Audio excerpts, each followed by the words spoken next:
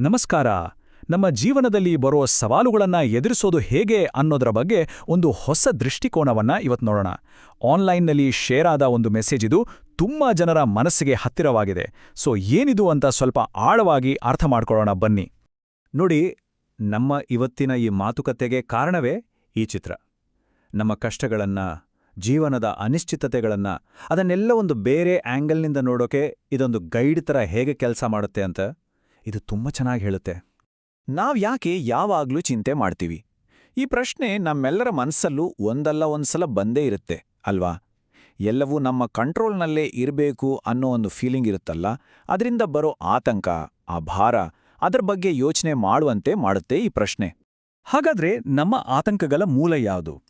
ಈ ಮೆಸೇಜ್ ಪ್ರಕಾರ ಜನ ಯಾಕೆ ಅಷ್ಟೊಂದು ಆತಂಕಕ್ಕೆ ಒಳಗಾಗ್ತಾರೆ ಅಂತ ನೋಡೋಣ. ಇಲ್ಲಿರೋ ಐಡಿಯಾ ತುಂಬಾ ಇಂಟ್ರೆಸ್ಟಿಂಗ್ ಆಗಿದೆ ನೋಡಿ.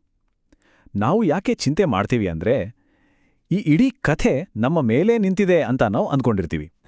ಅಂದ್ರೆ ಎಲ್ಲವನ್ನೂ ಕಂಟ್ರೋಲ್ ಮಾಡೋದು ನಾವೇ, ಎಲ್ಲದಕ್ಕೂ ಜವಾಬ್ದಾರರು ನಾವೇ ಅಂತ ಅಂದುಕೊಂಡಾಗ ಆ ಭಾರ ನಮ್ಮನ್ನು ಕುಗ್ಗಿಸ್ಬಿಡುತ್ತೆ. ಹಾಗಿದ್ರೆ ಇದಕ್ಕೆ ಸಲ್ಯೂಷನ್ ಏನು?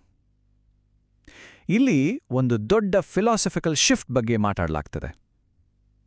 ಎಲ್ಲದಕ್ಕೂ ನಾವೇ ಹೊಣೆ ಅನ್ನೋ ಭಾವನೆಯಿಂದ ಹೊರಬಂದು ಈ ಕಥೆ ಮೊದಲೇ ಬರೆಯಲ್ಪಟ್ಟಿದೆ ಅಂತ ನಂಬೋದ್ರ ಕಡೆಗೆ ನಮ್ಮನ್ನ ಕರ್ಕೊಂಡೋಗುತ್ತೆ ಮೆಸೇಜ್.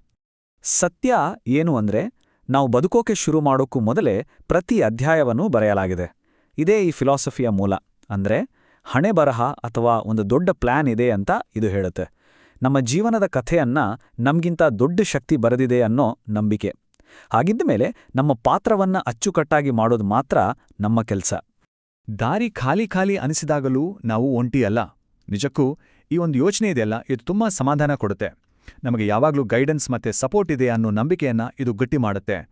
ಕಷ್ಟದ ಸಮಯದಲ್ಲಿ ಆ ಒಂಟಿತನದ ಫೀಲಿಂಗನ್ನ ದೂರ ಮಾಡುತ್ತಲ್ವಾ? ಸರಿ, ಈಗ ಈ ಮೆಸೇಜ್ನ ಪ್ರಾಕ್ಟಿಕಲ್ ಸೈಡ್ಗೆ ಬರೋಣ. ಈ ಫಿಲಾಸಫಿಯನ್ನಿಟ್ಕೊಂಡು ನಮ್ಮ ಲೈಫ್ನಲ್ಲಿ ಬರೋ ನೆಗೆಟಿವ್ ಎಕ್ಸ್ಪೀರಿಯನ್ಸ್ಗಳನ್ನು ಬೇರೆ ರೀತಿ ನೋಡೋದು ಹೇಗೆ? ಸವಾಲ್ಗಳನ್ನು ನಾವು ಹೇಗೆ ವಿಭಿನ್ನವಾಗಿ ನೋಡಬಹುದು ಅನ್ನೋದನ್ನ ಈಗ ಅರ್ಥ ಮಾಡ್ಕೊಳ್ಳೋಣ. ಇಲ್ಲಿಂದ ನೋಡಿ ತುಂಬಾ ಪವರ್ಫುಲ್ ಆದ ಕಂಪ್ಯಾರಿಸನ್ಗಳು ಶುರುವಾಗುತ್ತೆ. ನಾವು ಡಿಲೇ ಅಥವಾ ವಿಳಂಬ ಅಂತ ಏನ್ ಹೇಳ್ತೀವೋ ಅದನ್ನ ಸಿದ್ಧತೆ ಅಂತ ನೋಡ್ಬೋದು. ಅಂದ್ರೆ ಏನೋ ತಡ ಆಗ್ತಿದೆ ಅಂತ ನಮ್ಗೆ ಅನ್ಸಿದ್ರೆ ಬಹುಶಃ ನಾವು ಇನ್ನೊಂದು ದೊಡ್ಡ ಜವಾಬ್ದಾರಿಗೆ ಸಿದ್ಧ ಆಗ್ತಿದ್ವಿ ಅಂತ ಅರ್ಥ. ಹಾಗೇನೆ ನಾವು ರಿಜೆಕ್ಷನ್ ಅಥವಾ ತಿರಸ್ಕಾರ ಅಂತ ಏನು ಅಂದ್ಕೊಳ್ತೀವೋ ಅದು ನಿಜವಾಗಿ ರೀಡೈರೆಕ್ಷನ್ ಅಥವಾ ಮರುನಿರ್ದೇಶನ ಆಗಿರಬಹುದು. ಅಂದ್ರೆ ಒಂದು ದಾರಿ ಮುಚ್ಚೋಯ್ತು ಅಂದ್ರೆ ನಮ್ಗೋಸ್ಕರ ಅದಕ್ಕಿಂತ ಒಳ್ಳೆ ದಾರಿ ಕಾಯ್ತಾ ಇದೆ ಅನ್ನೋದರ ಸೂಚನೆ ಅದು. ಕೊನೆಯದಾಗಿ ಈ ಸರಣಿಯಲ್ಲೇ ಅತ್ಯಂತ ಆಳವಾದ ವಿಚಾರ. ನಾವು ನೋವು ಅಂತ ಕರೆಯೋದು ವಾಸ್ತವದಲ್ಲಿ ಪರಿವರ್ತನೆ. ಅಂದ್ರೆ ನೋವನ್ನು ಒಂದು ಎಂಡ್ ಪಾಯಿಂಟ್ ಆಗಿ ನೋಡೋದು ಬೇಡ, ಬದಲಾಗಿ ನಮ್ಮ ಬೆಳವಣಿಗೆಗೆ ಬೇಕಾದ ಒಂದು ವೇಗವರ್ಧಕವಾಗಿ ನೋಡಬೇಕು. ಕಷ್ಟಗಳು ನಮ್ಮನ್ನ ಇನ್ನಷ್ಟು ಸ್ಟ್ರಾಂಗ್ ಮಾಡೋಕೆ, ನಮ್ಮನ್ನ ಬೆಟರ್ ವ್ಯಕ್ತಿಗಳಾಗಿ ಮಾಡೋಕೆ ಬರುತ್ತೆ ಅನ್ನೋ ನಂಬಿಕೆ ಇದು. ಸರಿ, ಈಗ ನಾವು ಈ ಚರ್ಚೆಯ ಕೊನೆ ಭಾಗಕ್ಕೆ ಬಂದಿದ್ದೀವಿ. ಹಾಗಾದ್ರೆ ಈ ಇಡೀ ಫಿಲಾಸಫಿ ನಮ್ಮ ಮುಂದಿಡೋ ಆಯ್ಕೆ ಏನು?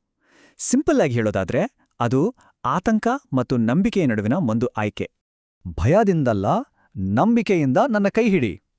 ನೋಡಿ, ಈ ಒಂದು ಸಾಲಿದೆಯಲ್ಲ, ಇದು ಇಡೀ ಮೆಸೇಜ್ನ ಸಾರಾಂಶ. ಇದು ನಮಗೆ ಒಂದು ಕ್ಲಿಯರ್ ಕಾಲ್ ಟು ಆಕ್ಷನ್ ಕೊಡುತ್ತೆ. ಭಯ ಬಿಟ್ಟು ನಂಬಿಕೆಯನ್ನ ಅಪ್ಕೊಳ್ಳಿ ಅಂತ ಪ್ರೇರೇಪಿಸುತ್ತೆ.